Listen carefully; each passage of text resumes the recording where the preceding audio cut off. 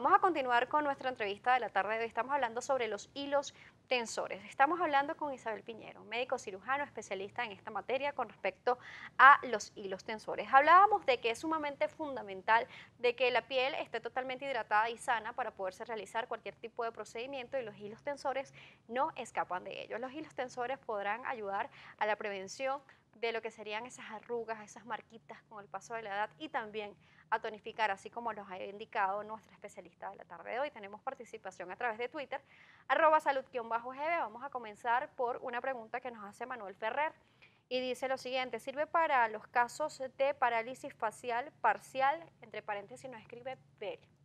Tipo, fíjate, en el caso que está preguntando esta persona, tenemos que aclarar que la parálisis facial corresponde a un trastorno netamente neurológico y nosotros estamos trabajando con los hilos tensores en plano de la dermis, un plano mucho más superficial que no tiene que ver con trastornos motores ni musculares. Entonces no podemos ofrecerle una recuperación a este paciente a través de la colocación de hilos tensores. Bien, tenemos también otra pregunta relacionada a una patología. Tenemos Miley Quintero y tenemos lo siguiente. Nos pregunta, ¿se puede utilizar en niños de 10 años con tosis palpebral?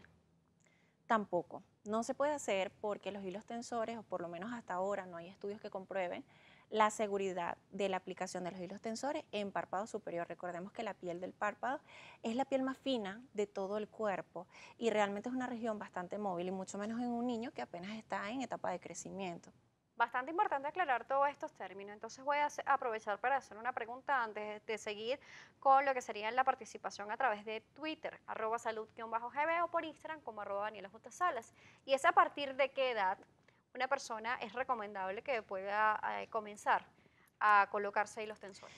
No existe una pauta que nos establezca la edad a partir de la cual una persona puede emplear los hilos tensores, pero sí, toda persona que comience a experimentar flacidez en su rostro es candidato para colocar los hilos, y mucho más cuando es una flacidez moderada o leve que puede ser trabajada con procedimientos mínimamente invasivos. Sí, porque inclusive vemos, por ejemplo, en mujeres jóvenes, pero muy blancas, que de repente ya se le empiezan a notar patitas de gallina o de repente alguna línea de expresión pronunciada.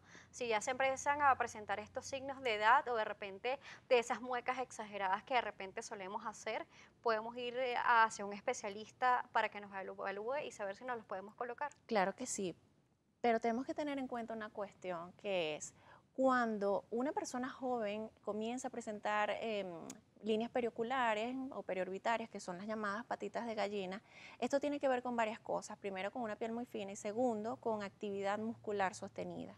Entonces, es allí donde nosotros podemos combinar los hilos tensores con otros tratamientos, como por ejemplo la toxina botulínica, que en este caso es mucho más efectiva para las líneas periorbitarias que los mismos hilos tensores. Bastante bueno saber que existen estas combinaciones y también diferentes tipos de tratamientos a lo cual usted podría ser candidato. Lo importante es siempre ir con un médico especialista que le diga a usted cuál es el más indicado para realizarse en estos procesos. Tenemos una pregunta de Tere Molero a través de Twitter. Nos pregunta lo siguiente: buenas tardes, ¿se realiza todo el proceso en una sola cita? Y también nos pregunta sobre el precio, solo que por televisión no podemos decir esta información. Lo que sí podemos decir a través de qué métodos de contacto lo pueden saber. Sí, respondiendo a la pregunta de la persona, podemos realizarlo en una sola sesión e incluso en dos sesiones. Generalmente hay que evaluar cada caso, pero se pudiese hacer una primera colocación y posterior a 2 meses inclusive, que ya veamos realmente la redensificación de la piel, hacemos una revaloración y vemos si el paciente todavía es candidato para seguir colocando hilos tensores o algún otro tipo de hilo, bien sea que inicialmente se colocaron hilos monofilamentos y posteriormente ya podemos colocar unos hilos de tipo espiculados, por ejemplo. Porque vías de Em, contactos pueden saber más o menos cuáles son los precios que oscilan, sabemos, y tienen que entender que de repente deben ser primero evaluados antes de decirle un protocolo de costo, ¿no? Totalmente. No podemos dar presupuesto a un paciente sin conocer la cantidad de hilos que se van a colocar, porque los protocolos son personalizados. Nuestros medios de contacto a través de Instagram nos pueden buscar como @doctora Shellum y @doctora Isabel Estética, ambas doctoras abreviados.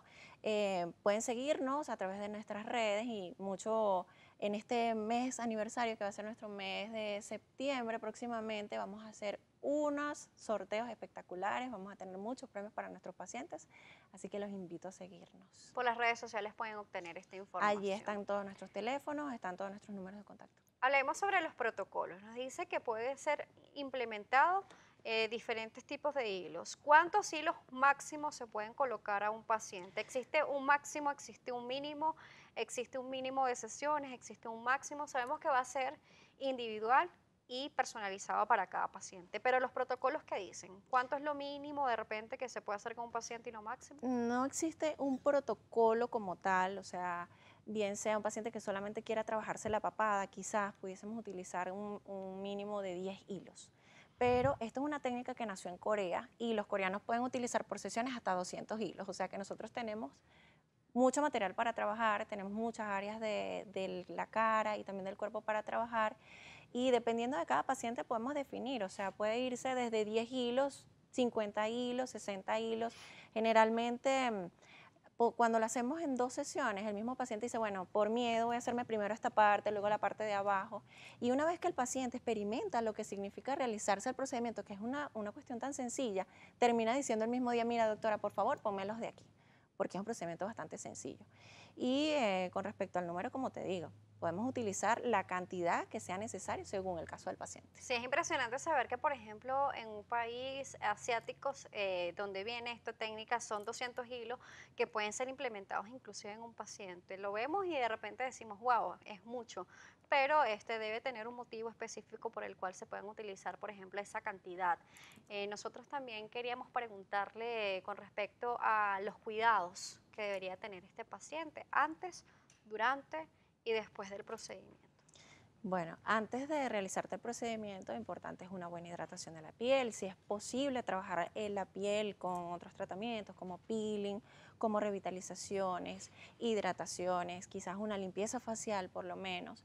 Y al momento de colocarse los hilos podemos indicar algún analgésico en caso de que sea necesario, pero realmente ninguno de mis pacientes ha requerido el uso de algún analgésico. Posterior al tratamiento va a depender del tipo de hilo que se coloque al paciente. Cuando son hilos monofilamentos, la recuperación es muy rápida. Ninguno de los hilos o ninguno de los procedimientos realizados a través de los hilos PDO requieren aislamiento laboral. O sea, no se indica reposo porque realmente el paciente no lo requiere.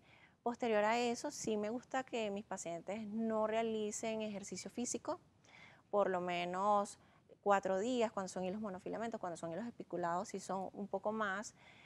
Cuando se colocan hilos espiculados, como son unos ganchitos que debemos intentar que se mantengan en su sitio por lo menos las 2 primeras semanas, el paciente no debe abrir la boca muy grande, bien sea para reírse a carcajadas, para comer una comida que requiera abrir la boca muy grande, entonces le mandamos una dieta un poco suave, quizás líquida, no totalmente líquida, pero sí alimentos suaves, alimentos blandos.